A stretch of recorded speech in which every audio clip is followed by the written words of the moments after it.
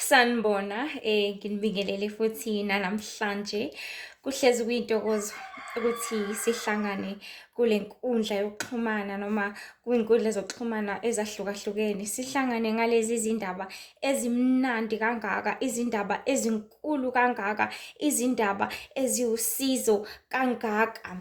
Ngoba kumele siqonde ngaso sonke isikhathi ukuthi in as much as ikusasa lingaziwa, but the only thing that we know ukuthi we can prepare for tomorrow. Because in as much as singalazi ukuthi kuzokwenzeka ini, kanjani, kephi nini, but siyazi ukuthi kuzokwenzakalani. Uyazi ukuthi ngelinye ilanga you will surely die. Uyazi ukuthi ngelinye ilanga mhlasimpe nje 2 minutes away from now, an hour away from now, uzothi uma uhamba kuleya ndlela leyana encane uthi uyanqamulela ushawe i-black mamba and then you die. Uyazi ukuthi mawagibela leya bhasi mhlasimpe izogingqika ndawana thizeni, you do not know ukuthi kuzokwenzeka kanjani, you do not know ukuthi kuzokwenzeka ini, but uyazi ukuthi kuzokwenzakalani.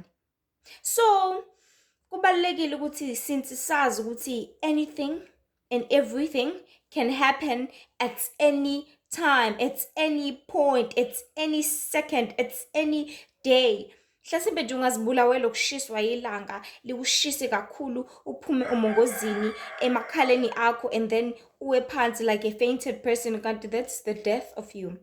Mhlasimpe nje kungenzeka esikoleni other kids were fighting, uthi uyazama ukubalamula bavele bakuphushe ey'tebhisini ugingqike and then you die at that time. Kuthi kuyenzeka emsebenzini uthinte ngephutha whatever you didn't have to touch, ebese kuhlala that toxic or that dirt esandleni sakho, ungikhohlwe ukugeza izandla zakho usuyodla ilunch yakho noma ubone umuntu edla something uthi let me have a taste, kanti you're taking that contamination from your fingers uyifake emlomeni wakho and then you die at that time. So death is a sure thing to each and every person. Why? Because we live emhlabeni wesono, we live emhlabeni ogcwele ububi kangaka. Why? Because siyazi ukuthi inkokhelo yesono ini ingukufa, and there is another way. Ayikho enye indlela ongakhokhela ngayo isono ngaphandle kokuthi ufe.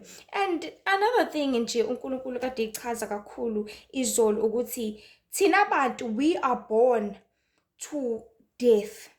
Sizalelwe esonweni, I quote, we are already born in death. Why? Because isono vele kudala saqala from abazali bethu Adam no-Eva, and the world was cursed. Ekuqalekisweni kwethu ke, that is when death came upon us.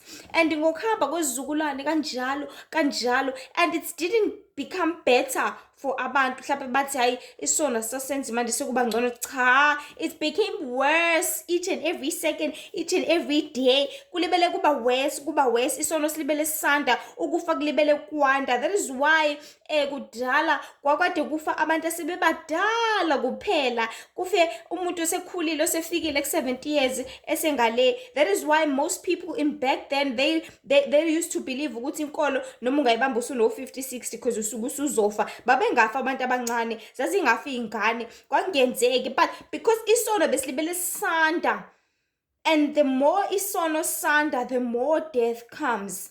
And we live in times njengamanje where each and every second a person die in this world. Each and every second a person is being tormented in this world. A person is being placed at a point la khona sekumele akhethe phakathi ukufa nokuphila in some cases or some point, whether abanye bayabeletha whether abanye bayagula kuthiwa kumele kucishe imishini. You know, kunezinto eziningi ezenzakalayo eziletha abantu closer and closer to ukufa each and every second kulo mhlaba esesiphila kona njengamanje.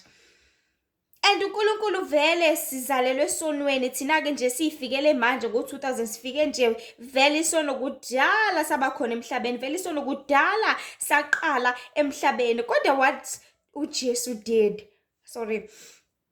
uJesu wathi okay, ngoba abantu sebezalelwa esonweni vele, kodwa ngiyabathanda. Why? Because lo ozalwayo usamusha, lo ozalwayo vele akahlangene nezinto ebezenzeke big then, akahlangene nezinto ezenziwe emuva, akahlangene nezinto ezenziwe okhokho babo. So lo ozalwayo usuke ezalelwa it's a choice ukuthi njengoba ngifika la emhlabeni ngizokhetha ukuthi ngiqhubeka ngihamba ezonweni zokhokho bami nami ngenze more and more sin, noma ngikhetha ukuthi cha mina ngeke lezi zona kade zenziwe okhokho bami mina ngihlangani nazo, mina ngiyifuni, mina ngifuna ukuphila okuphakade. That is what igazi lika Jesu came la emhlabeni ukuthi lowo nalowo okholwa yiyo indodana kaNkulunkulu angabhubhi kepha abe nokuphila okuphakade. Imagine you are born ethuneni, uzalelwe ethuneni, vele ufile dead, but igazi lika Jesu did what? Lathi noma uzelwe ethuneni nayi intambo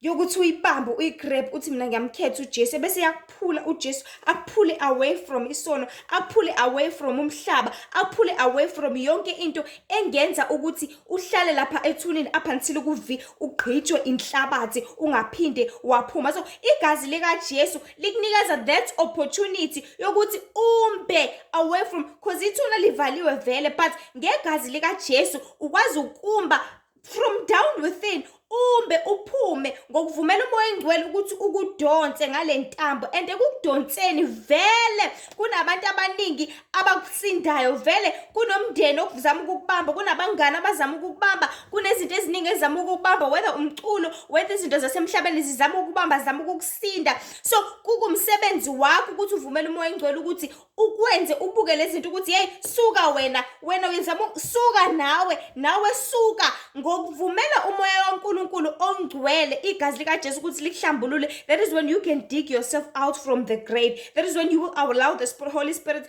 to help you. Please dig me from this grave, please ngicela ungikhulule lana, ebese umoya kaNkulunkulu ukumbe ngokuvuma kwakho ukuthi bakudedele bonke, basuke bonke labantu, zisuke zonke lezi zinto. That is when you will get yourself ukuphila okuphakade. Masususukile kulelo thuna, waphuma kuleyo grave, waphulukiswa, that is when usuzophila impilo obungcwele. Mind you, masuphumile kulelo thuna akusho ukuthi ngeke usabuyela, usangabuyela yazi. Why? Because lisambekile, usangawela phakathi. Usangathi usuphendukile, usumamkelile uJesu, uphinde uqalaza uthi hey thuna lelo ngiphuma kulona, ubani yazi. Usathi usalibuka kanjalo afika usathana kuphusha kubuyisele phakathi. Why? Because you are busy looking at izinto uNkulunkulu asekudedele, wakunikeza ithuba lokuthi uzishiye ngemuva, uzishaye indiva ngenxa yevangeli, kodwa wena awufuni ukuzishaya indiva. Ulebela ubuka ukuthi yazi emhlabeni mina ngangitanasa kangakanani, yazi emhlabeni kwakungcono kangakanani, yazi ngangisebenza ngisebenza kahle ngingakamamukeli lo Jesu, yazi ngangiphila impilo emnandi, yazi ngangiphila impilo yobutamasa, yazi nganginemali, yazi njengoba ngangiwumashonisa nje ngangikwazi ukuthi ngibe nemali njalo ephaketheni lami, yabo njengoba ngangidayisa utshwala ngangikwazi ukuthi njalo mina nje imali ihlezi ikhona. So by looking at all those things, that is when ubuka impilo yakhe ngemuva, ubuka leliyathuna, ubuke leya ndawo engcolile, ubuke lobumnyama, ebese sithi usafuna ukubuyela, let me give you a nice push ubuyele phakathi. And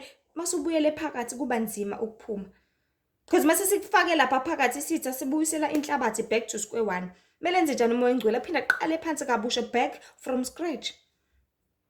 Well, uyakwenza lokho only if inhliziyo yakhe ivuma, ithanda futhi. That is why it's always an emphasis ukuthi uJesu uthi uhamba ungabe sona, ngale nkathi usuhlanjululiwe, ngale nkathi usuwamukela umoya oyingcwele, ngale nkathi usukhishiwe ethuneni, uthi hamba ungabe sona, ungabisabheka emuva ukuthi kade kwenzakalani, ungabisabuka emuva. Remember ngekathi kukhululwa uLothi nomndeni wakhe lapha eGomora naseSodoma, zathini ingelosi? Zathi ningalinge nibheke emuva because you will surely die.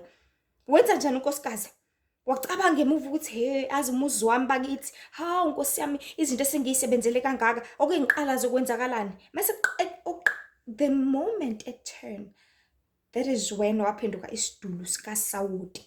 Why? Because ubesebheka izinto ezingemuva, ebese uNkulunkulu emnikezile ithuba lokuthi azishiye, azilahle, athole ukuphulukiswa nokuphila okuphakade nenkululeko from lokuyabhubha lokho waseGomora naseSodoma. But yena ngenxa yokuthanda izinto zakhe ezingemuva, ngenxa yokuthanda izinto zakhe mhlawumbe ase-accumulate for years and years and years, aseyifuna bheke, esethi ufuna ukucheck ukuthi kwenzakalani. That is when sithi hello, kusanjalo. Because ukufa doesn't change. Ukufa kuhlezi kukanjalo. Forgive me, people. The topic for today is iti truth is confrontation. Iqiniso liwubhekana nawe ngqo. Because only by the truth you can confront a person. Ngeqiniso ila sokwazi khona ukuthi leli khansela lidlala ngathi lisithembisa izindlu ebese kufonya iforum kuhlangane kuthiwa ngeke siyomtshela indaba zakhe. Indaba zakhe eziyiqiniso ukuthi wena wasithembisa u1 no2 no3 wasithembisa ugesi wasithembisa amanzi wasithembisa ama-toilet wasithembisa izindlu kodwa it's been 10 years akaze kuvele ngisho kodwa kwawo. That is when you come to a point of confrontation ukuthi manje ngeke siyobhekana nawe ngqo emehlweni. Siyokutshela izindaba zakho. Siyokutshela ukuthi ngeke uphambukile wena lapha. Siyokutshela ukuthi udlalile ngathi wena. Siyokutshela izindaba zakho by confronting you. That's the prophecy uNkulunkulu akade ngivezela yona namhlanje noma isiprofetho ngilele ebusuku wathi isihloko sanamhlanje sithi truth is confrontation. And I woke up, I think it was 1 or 2 o'clock ekuseni, and I wrote it down. That's the topic uNkulunkulu afisa siyazi namhlanje ukuthi iqiniso lizokuconfronta lizokutshela. Only the truth will tell you. Because only by the truth you can confront your husband ukuthi ngeke baba. Wena baba njalo emsebenzini uphuma u5 kodwa njalo la endlini usufika ngo9 ebusuku. That is when you will confront because you are telling them the truth ukuthi why? Because mawuphuma u5 sisaqala ukushada uhlezi ufika la endlini ngo6 or your latest was 6:30 because awusebenzeli kude nekhaya. Usebenzela only 30 minutes away. So I just give you an hour to chat with your friends or to do anything odinga ukuthi uyenze emsebenzini. But ever since sisaqala ukuba nenkinga la ekhaya wena baba into enzayo usubuya late njalo la ekhaya. Awusabuyi ngo6 nje manje ube uphuma ngo5 usubuya ngo9 ebusuku. That is so late baba ngeke. Only by the truth that is when you will confront your friend ukuthi ngeke mngani. Lo umuntu wakho udlala ngawo ngeke mngani. Udlalwa ngawe la. Lo yamsebenzi lo kwenza isilimo. That's the point of coming to a person to talk about that thing. That is confrontation. Only the truth is confrontation. Ukuthi ngeke mntanami. Usukhulile manje usuna 15 engazi ukuthi njalo uma uphuma ngikuthuma esitolo la ekhaya usuqala ugeze. Kwenzakalani umthetho wakho? You are confronting the child.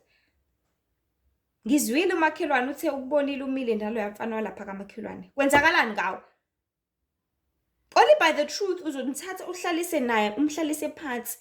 Uthi lalela ke mntanami njengoba usuneminyaka u15 njengamanje. Usukwazi ukuthi uye ensukwini zakho. Uzothi lo yamfana ebhize khohlisa qede lapho bese yavuma nawe. Ekuvumeni kwakho that is when you will have a problem. That is when you will have a child usamncane kwawena. That is when you will ruin your chances of getting to success oyifisayo elangazelelayo nongayisebenzela to reach it kusanesikhathi. Only the truth can confront. So only God confronts his people. Ngobani uyabathanda. And iqiniso represent uthando. To be quite honest, only by the truth that is when you can represent love towards another person. Why? Because you want them to do better. You want them to change. Kule nto abayenzayo erongi. Only the truth will show the real love. Iqiniso kuphela elingatshengisa uthando lweqiniso. Uthando langampela, uthando lokufuna ukubona unguquko, uthando lokufuna ukubona ushintsho. Not ushintsho going worse, but ushintsho going better. Making better decisions, making better choices, making better things for help kusasa.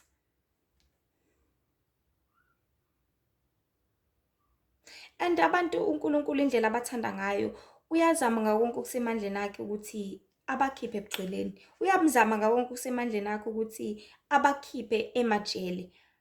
But people are so used to jails in such a way that they no longer see it useful ukuthi baziphulukise noma bazikhiphe in these hellholes abavalelwe kuwona. Sikakhulu ngalokho njengamanje uNkulunkulu yakutshala enhlizweni yami ukuthi yazi I have shown you this before, so please pass this word to abantwana bami. So ngomhla ka-10 February, and uNkulunkulu by his mercy ungikhumbuze ngisho i-date la angibonisa khona ukuthi abantu abafuni kangakanani noma sebejwayele kangakanani ukuba sebini noma ebumnyameni abasafuni ukuphulukiswa kangakanani. So ngomhla ka-10 February 2024 I had a dream la khona I was walking emgaqweni ngihamba ngilandela one of my friends. So mangimlandela I'm like please wait for me khona sohambisana, kodwa waqhubeka wangiziba wahamba phambili. So masihamba we approached a place like a bridge, you know, a bridge kodwa singaphansi thina, it's like a tunnel, indawo eyi-tunnel ethanda ukuvaleka, or ngizothi indawo ewumbhoshongo or something like that. So masingena phakathi it's kind of dark kule ndawo. Number one, it's so filthy. Angifuni ukuthi it's dirty, no it's not dirty, it's filthy. Kwakungcolile, kuxhaphazeka kakhulu, kunodaka, kunothayela, kunezingubo. You know places la kuhlala khona ama-hypocrites, obhuti bethu nosisi bethu beshiya amakhaya abo bakhetha ukuyohlala kuleziya ndawo. Indawo ey'kanjalo uthola ukuthi la kade kunetha, kwanenhlabathi, kulahlwa udoti, kune-smell, abanye bayachama lana, abanye bashiya unumber 2 wabo khona lana, you know, in such a place. So si-approach le ndawo masifika angene kuqala, angene nje apulukuthi azaphumele ngale. So mina ngiyalandela and there's a voice ethi shh, ungabangi umsindo. And ngizibuza ukuthi what does it mean mayithi ngingabangi umsindo, like kuzokwenzakalani? So ngifike kule ndawo there are many kids in this place. Abanye banawo 12 years kuyaphansi up until 4 years, kuphinde kunyuke phezulu up until 17 18 years. So lezi ngane ezinye ziyalukana laphayana, ezinye ziyazibhemela laphayana, ezinye zilele, ezinye ziyakhala, kuningi okwenzakala in this place. And indlela ama-doors wakhona, it's like those garage doors, kuneminyango nje emkhulu. And surprisingly in these places angibonanga muntu omholi noma ophethe ogadile lezi ngane enzela ukuthi zingaphumi. No, there was no one. And angibonanga muntu mhlawumbe oyibophile ethola ukuthi ziboshiwe in chains, ziboshiwe ehlalweni, ziboshiwe in anywhere in any places. No. In as much as that place looked like indawo la ngaboshwa khona abantu bathunjwe in a way or whatsoever or in a manner, but akekho wayeboshiwe. Wonke umuntu wayekhululekile enza umathanda kodwa elanga phakathi. So immediately ngizibuze ngithi okay, lezi ngane ziboshiwe, they are captive lana, but the doors are open, they were wide open ngale ndlela ukuthi ungaphuma mawuthanda, mongathanda ungaphumi, but they were inside and none of them thought about going out. Akho ngisho yedwa owayecabanga ukuthi hawu angibaleke yazi, angibuyele ekhaya yazi, angenze whatever yazi. But bonke babehleli lana like it's a norm, like it's their home njengamanje. Bebehleli ngoku sekujwayelekile. And uNkulunkulu made it so clear. Melicacise lapho because lapho I spent a lot of time. Ngizama ngikhuleka uNkulunkulu ngithi Nkosi angi-understand ukuthi labantu bahlalele lana. Angi-understand ukuthi lezi ngane azibaleki ngani. Because lezi ngane I didn't even get a chance to talk to them. It's like ukuthatha kwami ngiyise kule ndawo, it was just to look, just see, look at them. They're here. They're smoking. They're drinking. They're sleeping with one another. They're so relaxed, but they are captive. Bahleli kamnandi la, but the gates are open. They do not want to go out anymore because they're used to this life. They eventually love this life.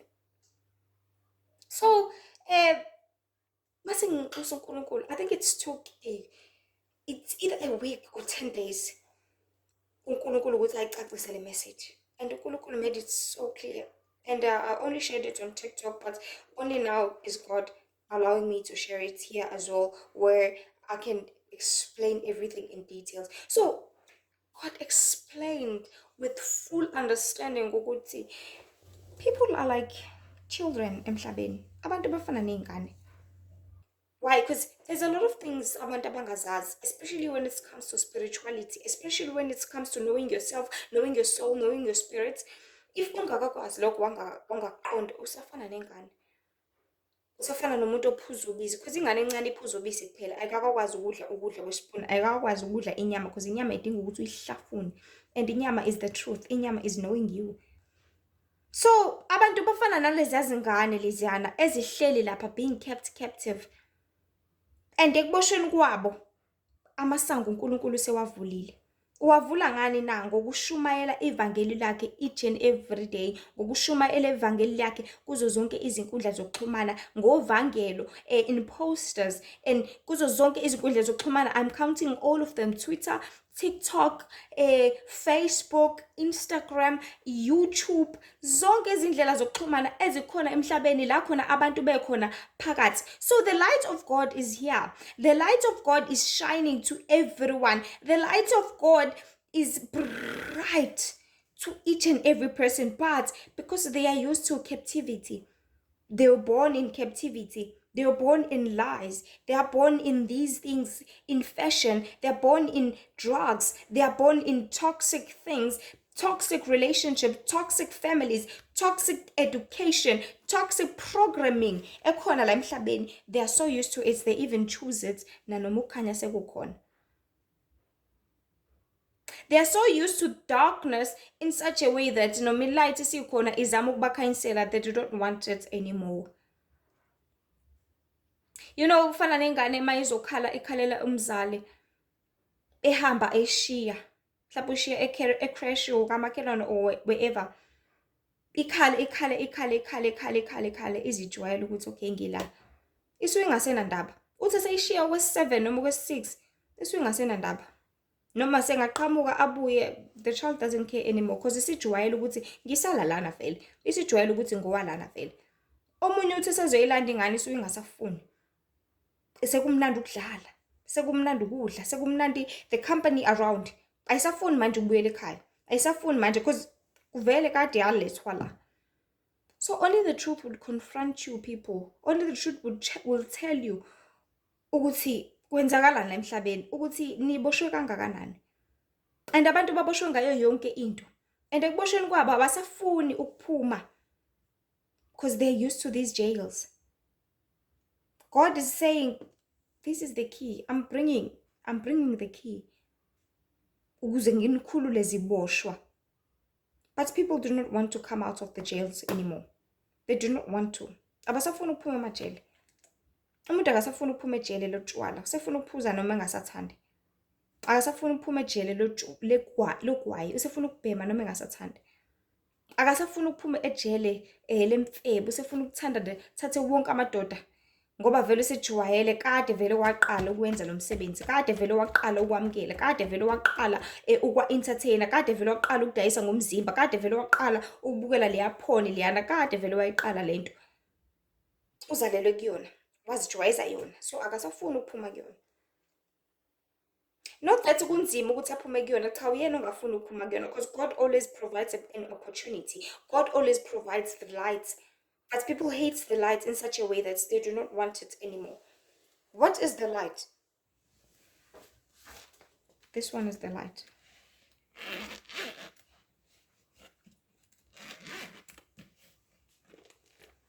This is the light. Izwi likaNkulunkulu liyisibane. Liyikhandlela lithi malibekwe etafuleni likhanyisele wonke umuntu. This is the only light. Why? Because this light or this book will tell you ukuthi lesi sono senzayo ulibele usenza uphindelela sizokuyisaphi ekufeni. And because people are already in death, they are already ekufeni, they do not want this light to pull them out of ukufa. Abafuni lokukhanya lokho, abafuni leli qiniso leli ukuze libasuse emangeni, libasuse ekufeni. Why? Because they are already in death. Basekufeni vele already kuyimanje. So abasakufuni ukuphila, abasakufuni ukukhanya because aba-understand ukuthi ukukhanya into enjani, aba-understand ukuthi ukuphila into enjani, aba-understand ukuthi iqiniso into enjani. Sebencamela amanga more than anything and everything. Kusayinom asejwayelekile. Isitha has introduced amanga to people at an early age as when they can realize or when they can choose when they can decide ukuthi isitofu mangibeka isandla siyangishisa angisuse. So from that early stage isitha kade saqala sa-infiltrate amanga siwajova siwafaka kubantu, because people are born in graves njengamanje. Bazalelwe emathuneni vele, bazalelwe ekufeni vele, and they choose ukufa more than ukuphila because they do not understand ukuthi ukuphila into enjani. They do not understand what to be in the world. They do not understand what to be in the light, in the truth. And only the truth will confront you umuntu kaNkulunkulu and tell you ukuthi njengoba usekufeni ikhona intuba, ikhona intambo esayishiyo lo Jesu ukuthi ikhiphe. Ukhona umoya engcwele ophethe ifosholo ukuthi akubumbe lapha ekufeni, akubumbe lapha ekufeni. And then mase usumbiwe ekufeni wakhishwa by allowing izwi kaNkulunkulu ukuthi libele likuthinta, lilibele ngena kuwena, lilibele ligxila, lilibele likufundisa, lilibele likukhulisa. That is when umoya kaNkulunkulu is busy taking out the soil out of you. Lilibele khipha, lilibele khipha. And mase kukhiphile, that is when you will allow Jesu ukuthi umamukele njengenkosi nomsindisi. Bese uphumile, sekulele kuwena ukuthi ungabusabuyela emuva. Sekulele kuwena ukuthi usebenze manje because ususezweni, sekumele ukuthi usebenze nje manje. But unfortunately enough, abanye yazi bayamathuna njani? Bayamathuna anama-tombstone. And i-tombstone bathi yini? Yitshe. Banezinhliziyo eziqinile. uNkulunkulu can even come ukuthi azobasiza abakhulule because amathuna bangaphansi and kunetshe phezulu eliyi-tombstone. And umoya engcwele ngisho ngazama kangakanani esuza nombokodo kuyahluleka. Actually they don't even allow iqiniso to come to them. They don't even allow amaqiniso to even hear them.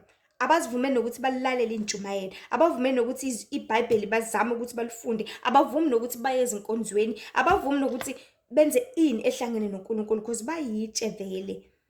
You are that kind of grave that is full and that is protected by a tombstone. Bese kubeka lezi ayimbali-ke ngaphezulu ezamadimoni. Kube ngazuthi zihlobisile ithuna la, ngazuthi lihle liyaqhakaza kanti cha. And other people when they see that grave babone lokhu kuyangcola because ithuna liyungcola ngokwalo. You know when you touch a grave you are dirty for 7 days. Isho njalo iThera mesifundisa uMose umthetho wobungcwele. When you touch the grave you are dirty for 7 days. So ithuna liyungcola vele. And ukungcola siyazi ukuthi yini. Ayikho into engcolisa umuntu ngaphandle kwesono. Ayikho into engcolisa umuntu ngaphandle kokufeba, ngaphandle kokudakwa, ngaphandle kokuthakatha, ngaphandle komona, komhawu, ukuxokozela. Zonke lezi zinto ezibhaliwe ezinyanyisa uNkulunkulu eziyisono ezokuphula imiyalelo kaNkulunkulu. Those are the dirts. Ikona ngcola lokho uNkulunkulu akhuluma ngakho. And ngaso sonke isikhathi since sizalelwe ekungcoleni vele, sizalelwe ekufeni vele, sizalelwe emathuneni vele. You are the only one who can allow umoya kaNkulunkulu ukuthi ukumbe. But if ufaka leya tombstone kuzoba nzima ukuthi umoya kaNkulunkulu umbe. It's going to be really hard. So abantu bangcolile la ngaphandle.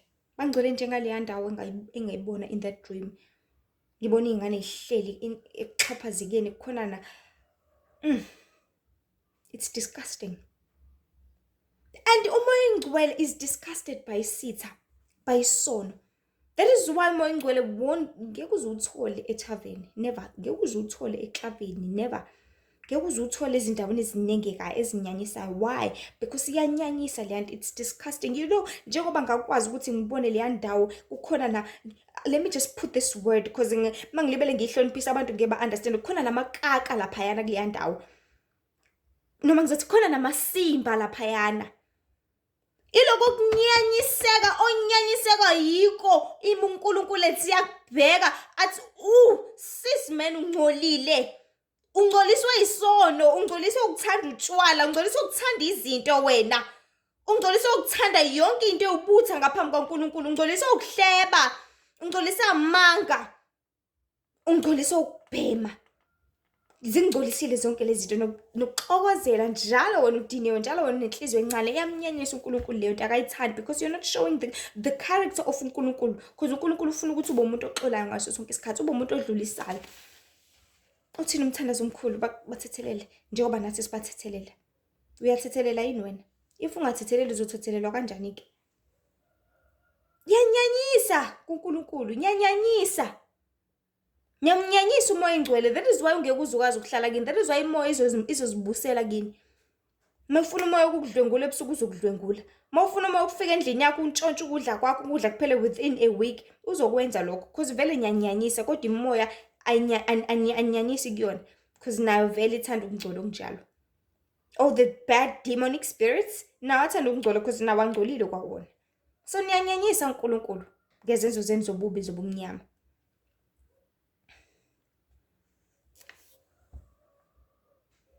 Udumo maleyo uNkulunkulu ngaso sonke isikhathi. I hope there's anyone who understand me njengamanje mangithi only the truth is confrontation. Only a truth will tell you what you need to do. Only a truth will come to you. Only a truth will push itself to come to you. Iqiniso kuphela elingazama ukukukhulula because iqiniso lifuna ukukukhulula emangeni, lifuna ukukukhulula amanga. Ubani umqambe manga? Asikhumbuleni. Isithi angithi uSathane ungumqambe manga. Unguyise wawo amanga. And uSathane ungcolile. uSathane is disgusting phambi kaNkulunkulu. And njengoba enamanga kangaka, amanga kusondeza esonweni. Actually amanga because izalela esonweni vele enza ukuthi isono sigxile kuwena. Athi uNkulunkulu ufuna ukuvezela iqiniso ukuthi kuphuza kuzokubulala, athi uSathane cha, ngeke uze kwenzeke lokho. Awukade uphuza for 5 years unani uyaphila nje aqambele amanga. Ufuna ukuthi uhlale esonweni, ufuna ukuthi uhlale kungcoleni. Athi uNkulunkulu ungcolile, hamba uyihlambulula, hamba ubhabhadiswe. Vuma isono sakho each and every day uthi wena asikho isidingo salokho. uJesu wayifela izono zami. Ngiright mina. NgoJesu nje ingegama lika Jesu ngiright. Aqambele amanga wenzelani? Wenzela ukuthi uhlale ebumnyameni. Wenzela ukuthi uhlale lana, ungaphumi lana. Cause usejele lakhe akafuni nawe. I'm telling you, uSathane akafuni nawe. Unenkani nawe. And nawe uyavuma cause ubaba wakho vela ngithi. Nawe uvumelana naye cause nawe awufuni ukuphila okuphakathi, awukulangazeleli because you do not know what does it mean. Only when you can find yourself, you will understand ukuthi ukuphila okuphakathi kusho ukuthini. You will understand ukuthi you are so captive. And yazi ke, the more you are so captive, that's the more uzof. And uSathane ngoba uyabona ukuthi amaqiniso kaNkulunkulu ayaspreadeka each and every day, ayaspreadeka each and every time. Yazi into ayizamayo yini ke? Uzama ukuthi amanga nawo ande kakhulu. And the more kwanda amanga, there is more abantu bezokwazi ukuthi bahlale kona kakhulu because at a point or at a time la khona umuntu kumele khona akhethe.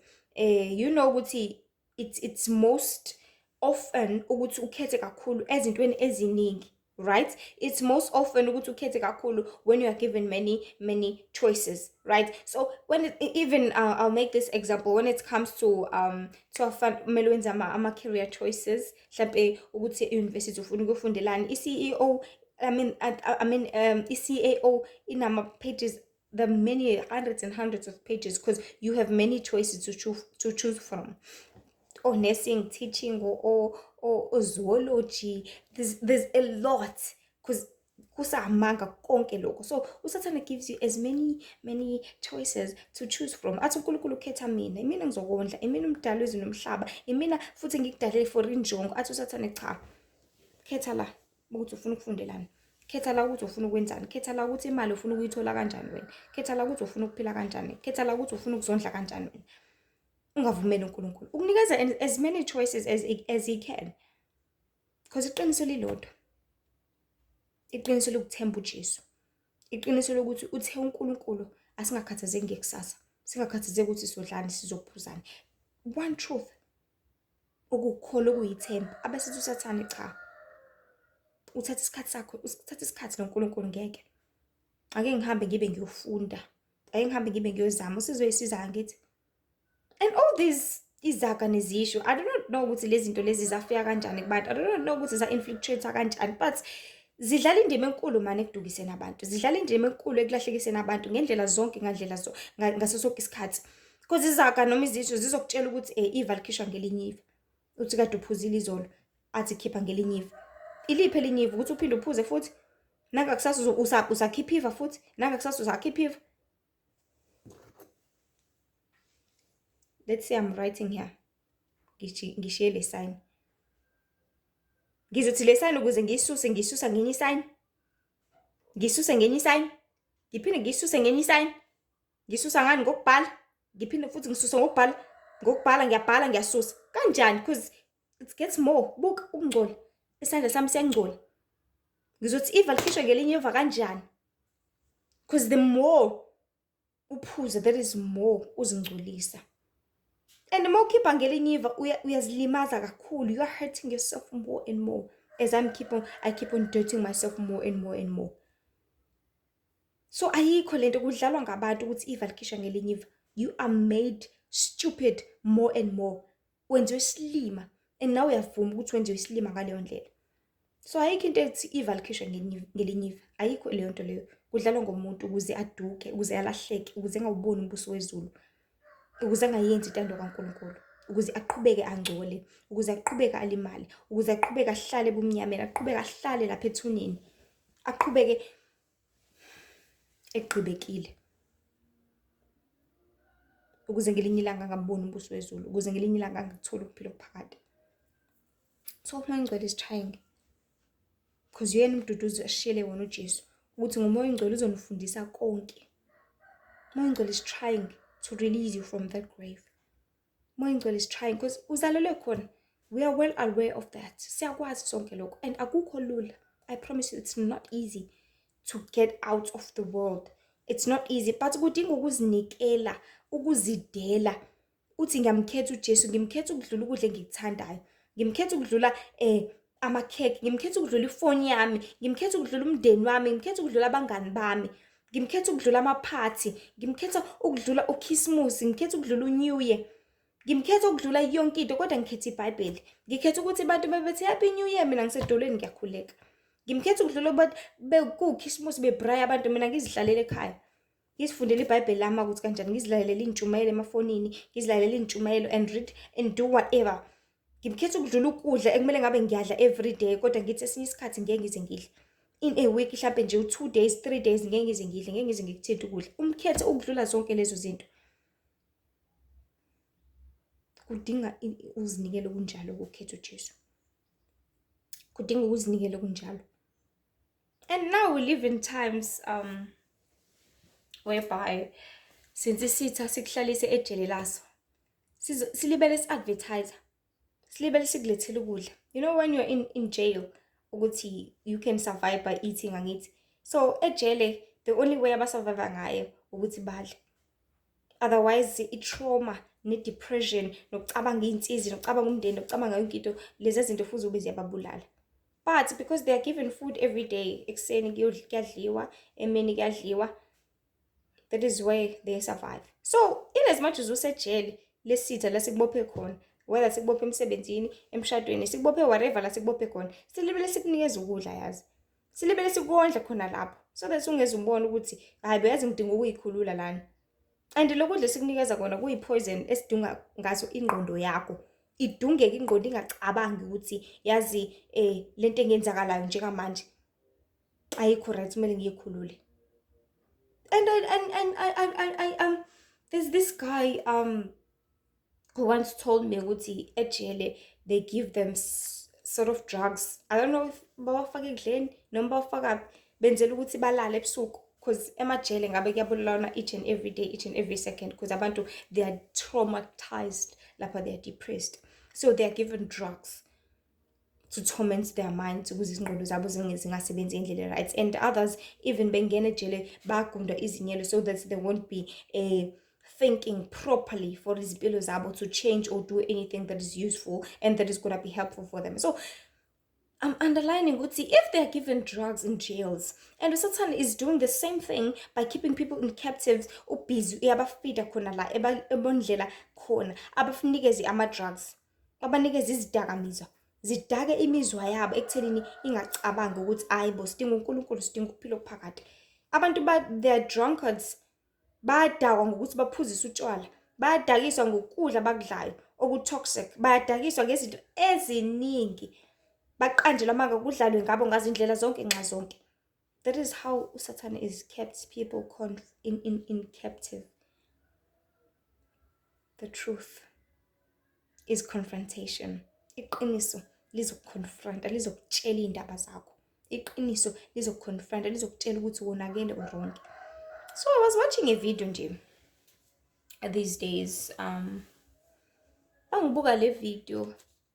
They're advertising about AIs, ne? Ama-robots lawa. Bathi imagine a world, and igama libele lifaka uthi imagine. Cabanga Julie. And that's the most used way and form advertisement in marketing. Because I did a certificate about marketing, and indlela bakufundiswa ngayo lapha ufundiswa ukuthi how to target your audience. Uyitargeta kangakanani audience yakho, how to get to an extent or a point la khona kumele uzofinyelele ekuthenini umenzi ayithande lento omdayisela yona. You advertise it ngayo yonke indlela, uyayihlobisa into yakho ukuze ayithande loya muntu. Uyahlobisa ukuthi lolu hlobo lefoni, yazi lolu lukwazi ukuthi lukwenze ufonele this 5G, lenze internet isheshe, ukwazi ukudlulisa imessage ifike manje landani, ukwazi ukuthi i-battery yakhona ingapheli lasted 3 days, ukwazi ukuthi, and umuntu azagcina seyithanda leyo nto leyo noma engayidingi. Afika umuntu ezokudayisela ukuthi yabona nje le ngubo nje lena i-comfortable, imnandi, injengeyaka home choice, uthi masuyiwashile ingagugi, iguga in many years, futhi ungayikhokhela kancane kancane. You know, u-advertise ngayo yonke indlela so that uzoba nelukuluku, uzoyilangazelela lento ebese uwela kuyona noma ungayidingi. Unazi ingoba ezanele advertise le, and you realize only after 5 months ukuthi ayi le ngoba ngisayiwashe kabili kuphela kodwa iyavuthuluka, isiyimvuthu ngaphakathi. Ayisafudumali njengoba ifika, iyafudumala ifika kuphela. And that is amanga aSathane. Yes. Yiwona amanga aSathane lawo. I-advertise vele into ukuthi buka yinhle kanjani, buka nje imnandi kanjani. Mase kuphelile bonke lobu mnandi bayo, you have wasted your money, you've wasted your time, you've wasted everything. It was just an advertisement. And there's something important about advertisement, bantu bankulunkulu, engifisa ukuthi si-understand ukuthi you are not forced to buy that thing. Because yonke into ihlezi advertise, kodwa kusho ukuthi you have to buy everything, angithi. Ngisho benga-advertise kangakanani amafutha ukuthi olive oil iyona right kune-sulfur oil, iyona engcono nani, kodwa kusala iyabiza. And masulapha esitolo you get to choose ukuthi ngeke mina ephaketheni lami nemali ukuthi ngcono ngithenge i-Delight kunokuthi ngithenge i-olive oil. Only when you will decide ukuthi uflour lo i-Ezam ungcono kune-Golden Cloud, ngcono ngithenge i-Ezam iyona ngi-affordayo. No matter sebe-advertise kangakanani nge-Golden Cloud, kodwa kusalayo because so into engizama ukisho ukuthi at the end of the day you have a point of choice, because everything ezoba i-consequence iza kuwena. So empilweni whether into uyenza ngoba uzwe ngomuntu, noma uyenzela umuntu, noma uyenza ngenxa yomuntu, noma uyenza ngoba uthi uzama ukusiza or someone ekugcineni kosuku you are the one who will get ama-consequences ayo yonke leyo nto leyo. Kanjani na ngokuthi for an example, if uzothi uzilile namhlanje, mhlawumbe ufastile nje for like a good 3 days, uthi uhamba endleleni uhlangana nomngani wakho, Athi hawu mngani yazi kade ngangithi ngifisa nje ukuthi ngikubonge Nkosi yami ngento wangenzela yona last year, wangithwalisa nje ngishonelwe umama, ngiyacela ukuthi ngikukhiphe manje and angisophinde ngibe nesinye isikhathi sokuthi ngikukhiphe, ngiyacela bandla asingene la sishisa inyama. Uba ne-choice yokuthi ngifastile and le opportunity le angisophinde ngiyithole, which is which? Bese uyakhetha ukuthi hayi i-fasting ngizoyenza next week. Uba ne-point la kumele khona ukhethe, kodwa azike ukuthi ama-consequences aza kuwena by choosing that friend. Nihambe nishisa leyo nyama, udle, ube kade wenza isivumelwano noNkulunkulu ukuthi ngizile angidle namhlanje. Ekugcineni kosuku eza kuwena ama-consequences. You are told ukuthi ukudla okunamafutha, ukudla okunosawoti kuzokubulala. Ebese uma usufika kuloya muzi bakuphakele, uthi hayi noma ngadla kanye. Wazi kahle ukuthi you are allergic to this kind of meat, this kind of thing. Uthi uma ufika lapha kuthiwa avuphoxa phela wena njalo nje awukudle nje kanye. Uthi hayi angifuni ukuphoxa sengiyenzela. Ubani ozidiyela lo consequences? Ubani ozobe nwayo ebusuku? Wena. Ubani ozobe sekuvuvukela amehlo semangaka? Wena. So you are the one who will bear consequences of izenzo zakho, who will bear consequences of ukhala kwakho. So la empilweni, only the truth will tell you ukuthi kumele wenzeni ezosiza wena. Only the truth will confront you. So as I was saying ukuthi this guy was busy advertising with Imagine a World, and laphayana ba-advertise ngama-AI ukuthi azokwenza iy'mpilo zabantu zibe lula kangakanani, azokwenza iy'mpilo zabantu ukuthi ukwazi ukuthola yonke into ngendlela yakho, ukwazi ukuthola yonke into ngesikhathi sakho. So ngaleyo ndlela isitha senzela ukuthi abantu bela emajele bangalinge bakubona ukukhanya, bengalinge baphumele ngaphandle. Why? Because outside there where you have where you bear fruits of the spirit, fruit spirit enye kumele ukuthi uyibambe, it's a fruit of impatience, ukwazi ukubekezela, ukwazi ukuzithiba. And ekubekezeleni kwakho uyazi ukuthi uNkulunkulu uyalinda. uNkulunkulu, you can wait for him for like 2 weeks. But isitha sizokutshela ukuthi no man, you don't have to wait as long as you as this time. So ngale nkathi uba nenkanuko wena, inkanuko yakho ikwenza ukuthi into uyilangazelela manje ufuna ukuyithola manje, and leyo nkanuko leyo izokwenza ukuthi isitha siyisebenzise ekuthenini sik-advertisele more and more, and the more uthola izinto ngokushesha, the more uthola izinto ngendlela ofuna ngayo nangendlela ulangazelela ngayo, that is when you will get in the pit la isitha sikufuna khona. You will stay in the jail la isitha sikubophele khona. You will stay in that grave la vele kade wazalelwa khona wagqitshelwa khona ebubini nasesonweni nasemangeni. And unfortunately enough, I've been doing I was studying from the Master's Voice ukuthi abantu indlela ababoshwe ngayo isitha sizoguqula ukubabopha kwaso, because isona sibophile abantu. uNkulunkulu ufuna bakhuleke, but isitha sizoguqula senze ukube ngazi ukuthi uNkulunkulu obophile abantu. Kanjani na? Sizoguqula imithetho kaNkulunkulu kube ngazi ukuthi njengoba udalwe wesifazane wena, you are so limited.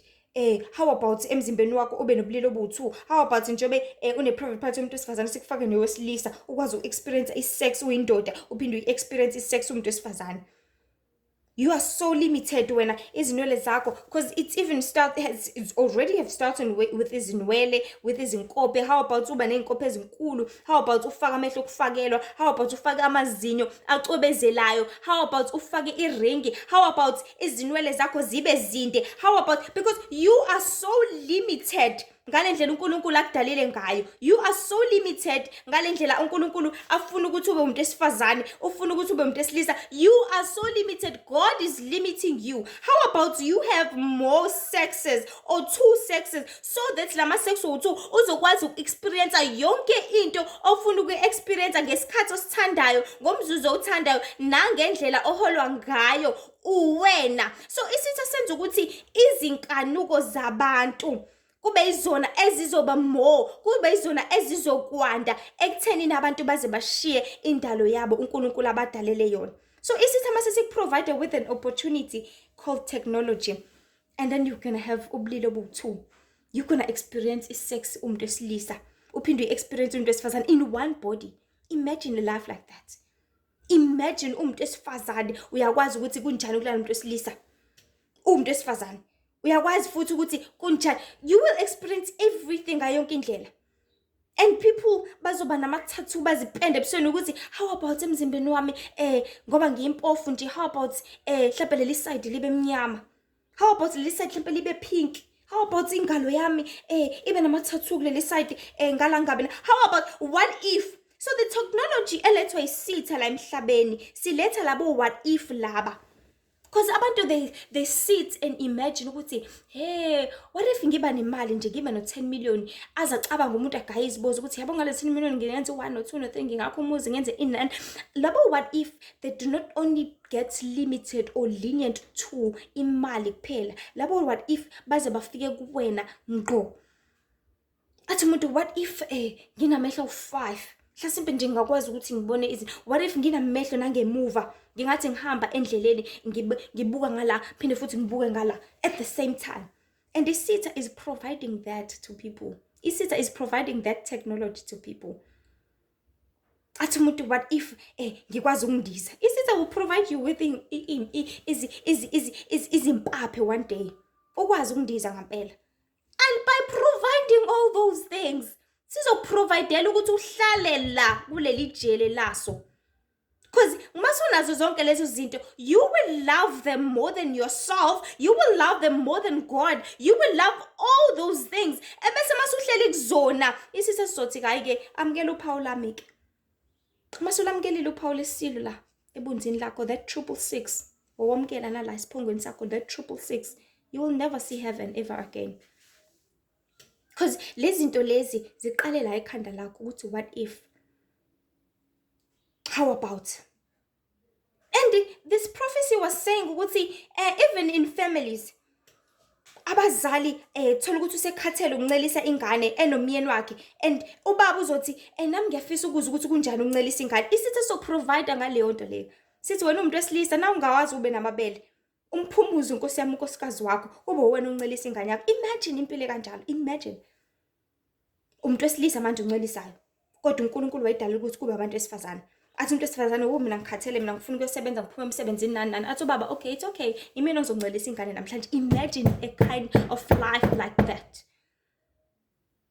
Labo what if enhlezi niba nabo la engqondweni zenu. Isithe soninikeza into enifunayo.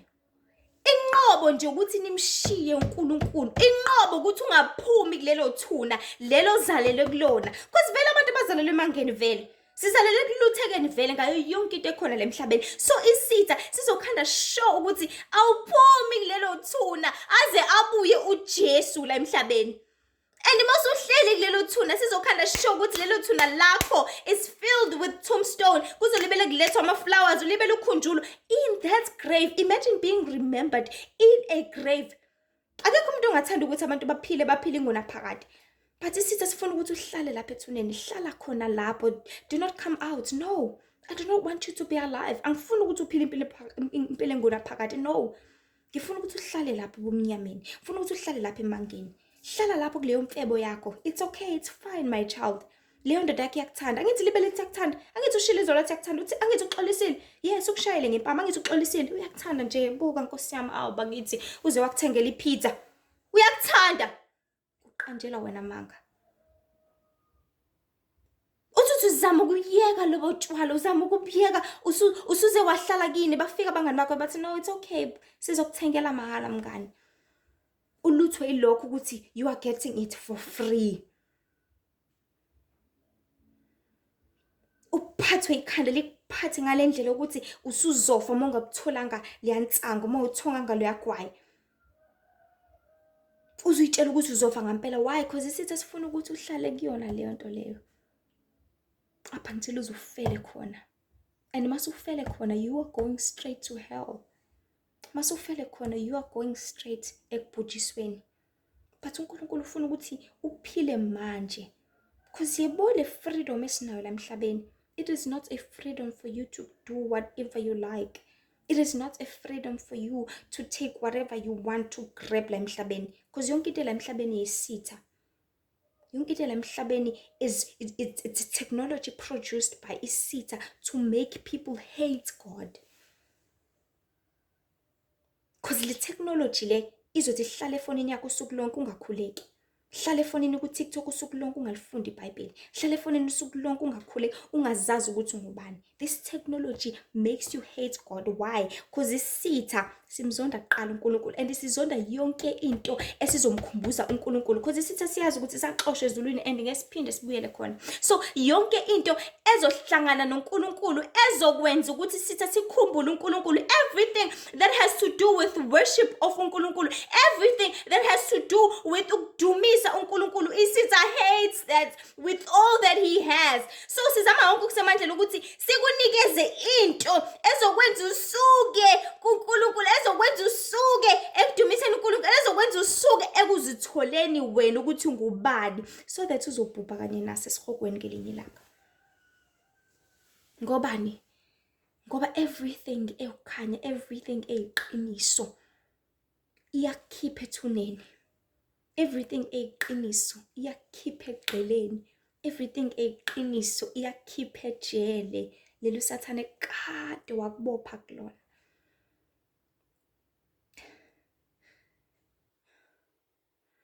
And uNkulunkulu uyalangazelela ukuthi uphume kulelo jele. That is why uNkulunkulu ezama ngayo yonke indlela. Ethi maybe mhlambe ngalama examples abantu bazoguquka. Maybe mhlambe ngokubatshela ukuthi uyiqiniso kangakanani ukuthi basemangeni. Mhlambe ngokubatshela ukuthi kubutha kangakanani zonke lezi zinto abazenzayo. Because abantu they just think ukuthi uNkulunkulu is just going to church and coming back, or going to church and coming back. No, akwanele lokho. uNkulunkulu is a lifestyle ukwazana naye. You know njengoba wazana nobaba wakho ekhaya, ubaba wakho ebeka imiyalelo athi ningawenzi 1 no 2 no 3. Mokwenza wena ubaba wakho akuxosha athi phuma la njengamanje emzini wami ngoba usuyiphethe wena. Ikanjalo ke indaba noNkulunkulu. uNkulunkulu ubekile imiyalelo e10 Exodus 20. Wathi ungebi. Ngoba uyazi ukuthi mawebile, who is going to jail? You are the one going to jail. If ubaba wakho ethi ungaphumi la ekhaya ebusuku, uyazi ukuthi mawule estradini bengathi bexabana abantu belwa bajijele wena ngebhodlela bese kufa wena uyidlulela nje emgaqweni. So umzali wakho imiyalelo akubekela yona, it is just to save you, to protect you, ukuvikela wena. But if ungayifuni leyo protection, ufuna ukuphuma ngenkani ngalelo window, phuma mntanami, it's okay. You will die lapha, because you are at risk. Beba mawulapha in that tavern ebusuku, ayikho protection yomzali lapha.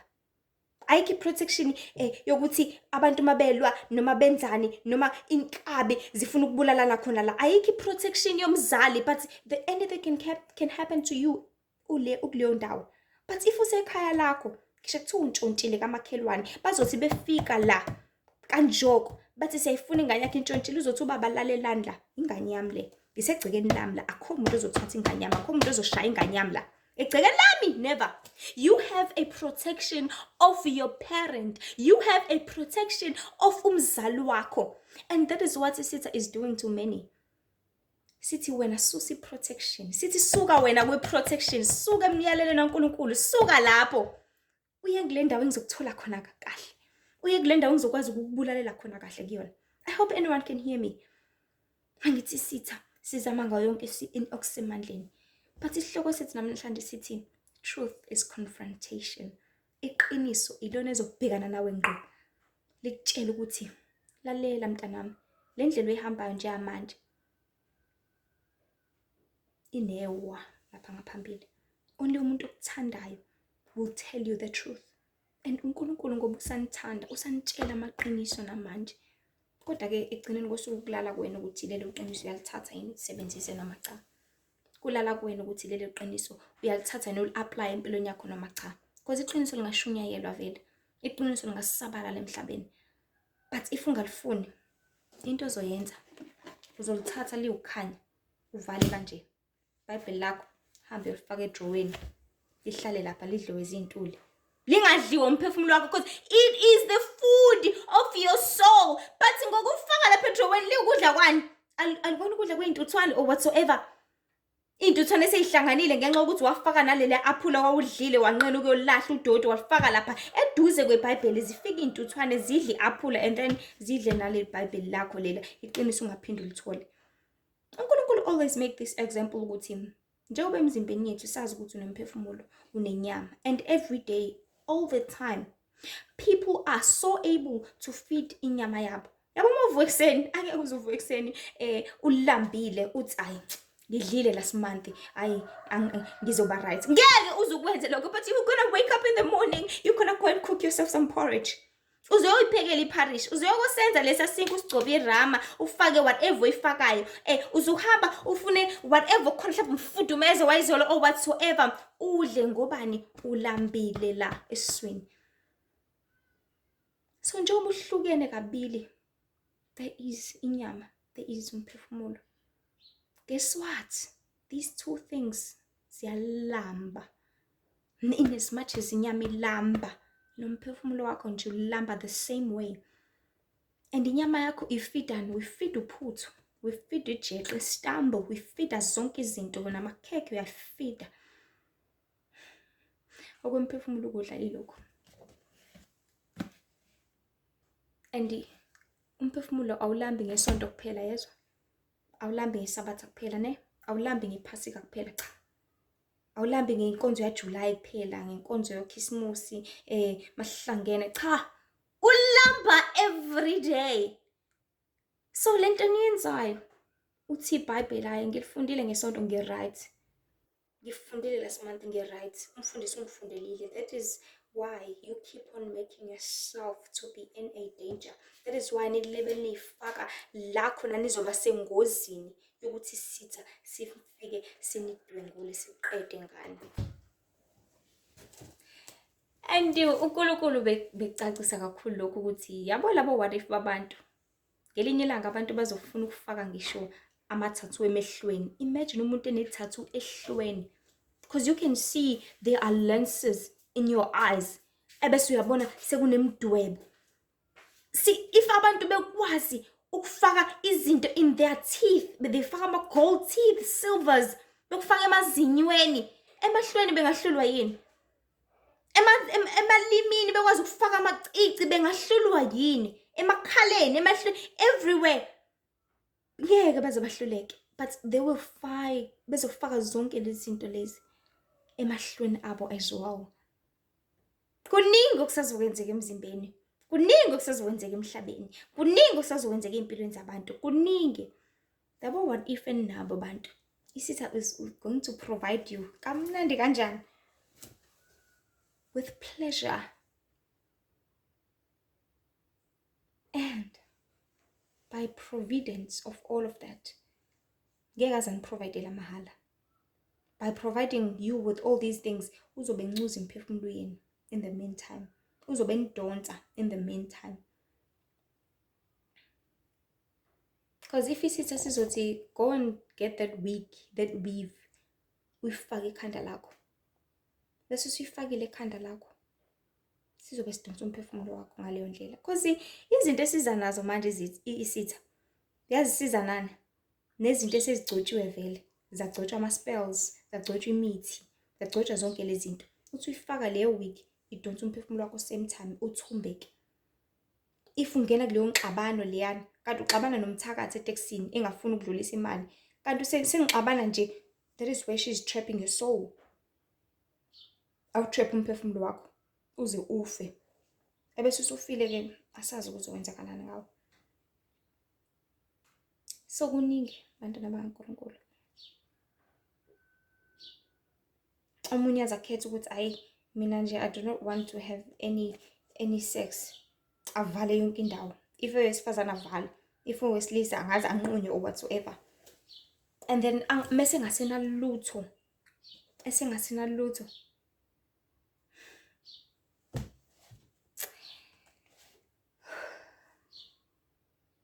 ngoba uNkulunkulu uyabathanda abantu, yazi, uyababekezela abantu, uyazama ngawo konke okusemandleni akhe ukuthi abantu bafinyelele eqinisweni. Because only the truth is the confrontation. Only the truth will confront you. Only the truth will release you from the jail. But if you hate the truth, then uzohlala emangeni. And amanga azolibele anda, uzolibele advertisele izinto. And uqhubeke ube no what if engqondweni yakho, uqhubeke ube nazo zonke izinto engqondweni yakho. And ngokuba nazo zonke lezo zinto, by continuing with your desires, isitha sizokunikeza kona. Inqobo nje uma ungamamkelanga uJesu, inqobo nje mungasindiswanga, inqobo nje mungaphumanga kulelo thuna, inqobo nje mungaphumanga kulelo jeli, kodwa intuba isakhona, ukukhanya kusakhona. Usangaphenduka, usangaba ngcono, usangaphilisa, usangaphulukisa, usangaphila. Ngoba izulu liyakubiza nawe, liyakulangazelela, lithi buya, come back. Just do my will and I will release you from this hellhole okulona. Ngoba uJesu uyakuthanda. Ngegazi lakhe bathi abaphulukiswe labantu noma bona kangakanani, kodwa abaphulukiswe. But kuzokwenzeka ukuthi i-invitation ifane nje nokuthi ubona amakhelwane athi oh kuyashada, hlanganaphi. So people, please, uNkulunkulu uyanibiza, uNkulunkulu uyanilangazelela. Release yourselves kuseyithuba, usaphila. There are many souls out there asangaphulukiswa. There are many souls asangasindiswa. And God knows that. That is why imiyalezo yakhe libe lidlula kangaka. It's all up to you. Do you grab the light? Noma uyayicima? It's all up to you.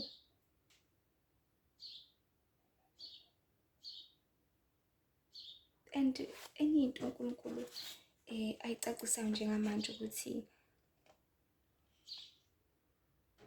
zonke lezi zinto futhi ezifakwayo la emhlabeni zikwenza ube ngcono kunabanye abantu, which is not right. Uthi uzibona unemali bese uyaphakama ukhukhumale. Zikwenza ufuna ukubonakala ukuthi unani, zikwenza ufuna ukuba famous. Udumo lukaNkulunkulu. Kodwa usufuna udumo luze kuwena. Usufuna ukuduma manje. Ufuna ukubabazwa manje. Ufuna igama lakho libe lapha. You want to have everything. Then awusayithibanga. Then ayisabanga khona that form of ukudela yonke into emhlabeni. Kodwa awusayidelanga, instead you went the opposite way wakulanda konke. And ikwenza kakhulu ungabi nandaba. Because if you have everything that you need emzini wakho, awubi nendaba nomakhelwane, awubi nendaba nomunye umuntu. But you're so much better. And ikwenza uncishane, futhi kwenza ungabi nalo uthando. And ukuphela kothando isiqalo sokuphula imiyalelo kaNkulunkulu. Because umyalelo wokuqala kaNkulunkulu umyalelo uthando. Uthando umakhelwane wakho, uthando uJehova ngenhliziyo yakho. Mase kungasekho uthando, akusekho uNkulunkulu lapho.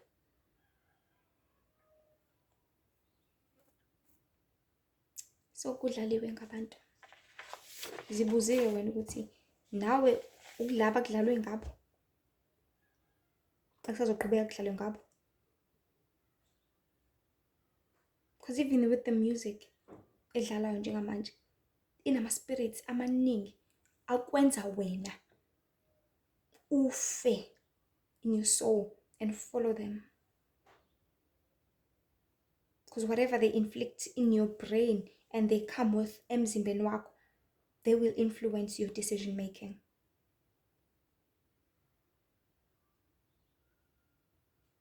So bantu bakaNkulunkulu, the technology will keep on growing.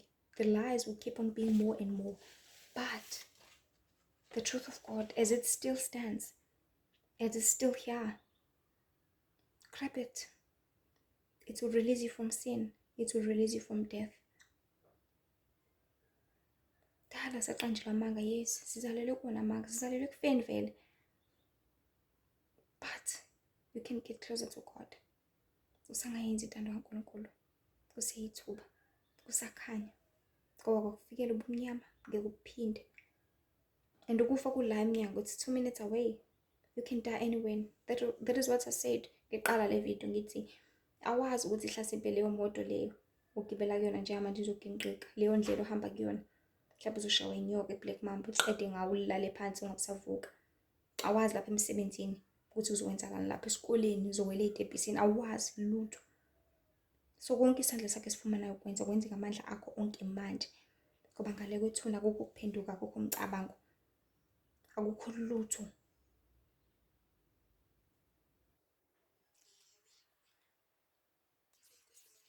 Nkosi ngibusise, Jehova uyangithanda, Jehova uyanibekezelela, Jehova uyanilangazelela. Kubalulekile ukuthi nizisize nani. Help yourself as you are being tried to be helped, so that uzokwazi ukuziphulukisa, because konke kulala kuwena, because uNkulunkulu tries ngendlela angazama ngayo, kodwa ekugcineni kosuku kudinga ukuthi wena uvume ukuthi uyamamukela uJesu. Uma ungavumi, ngoba ekugcineni kulala kuwena. I once said every action has got consequences. Ukuthi ukhethe kuphi kulala kuwena, ukuthi uzuza ini kulala kuwena, umuntu kaNkulunkulu. So get yourself out of that hellhole, get yourself out of that jail, get yourself out of that grave. It's about time. Ungaze wafaka itshe, ungaphinde waphulukisa, ungaze abuye uJesu, ungasakwazi ngokuphuma, ungaze ufe ukufa kokufa ongunaphakade, ufe manje uphinde ufe futhi ngale kwethuna. Udumo lonke luNkulunkulu, amandla akhe ayababazeka, uthando lakhe likhulu liyababazeka, liyamangaza ngaso sonke isikhathi. Inkosi nje ibe nani. Thank you so much people. Ngiyabonga kakhulu, inkosi nje inibusise. Ibe nani, inisize. Inkundla zokuxhumana nje TikTok Lihle Ithemba, Facebook Lihle Ithemba Mzobe, Instagram, and here on YouTube. Inkosi nje ibe nani, inibusise kakhulu. Ulihle Ithemba lo ibe nenkosi, inkosi ibe nani, nibe ngcwele njalo. Ngakhohlwa-ke uNkulunkulu uyazizonda isono, uNkulunkulu uyamthanda ongcwele, uyabuthanda nobulungiswa. Amen.